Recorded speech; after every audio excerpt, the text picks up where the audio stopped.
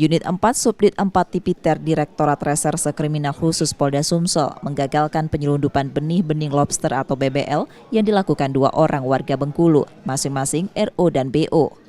Keduanya ditangkap saat akan menuju pelabuhan Tanjung Api-Api, Kabupaten Banyuasin, dengan membawa 106.400 ekor BBL di dalam 18 box menggunakan mobil bak terbuka, dengan rincian 106.085 ekor jenis pasir dan 315 ekor jenis mutiara.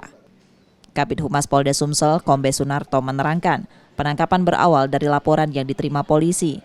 Keterangan kedua tersangka pada polisi, mereka mendapat perintah dari seorang berinisial NT mengambil BBL tersebut di Jalan Lintas Sumatera Palembang Betung, tepat depan pintu tol Musilandas, untuk kemudian diselundupkan ke Vietnam melalui pelabuhan Tanjung Api-Api.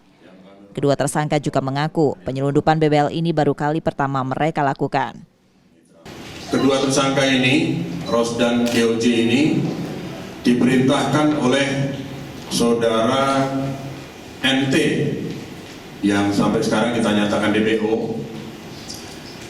Saudara NT ini memerintahkan dua pelaku ini, Ros dan DOJ ini, untuk menunggu adanya kendaraan tertentu yang akan lewat. Kemudian setelah tiba kendaraan tersebut, kemudian yang bersangkutan ini diperintahkan untuk membawa lanjut kendaraan yang membawa BBL tersebut untuk kemudian menuju ke dermaga di Tanjung Api-Api Banyuasin, yang kemudian berhasil ditangkap.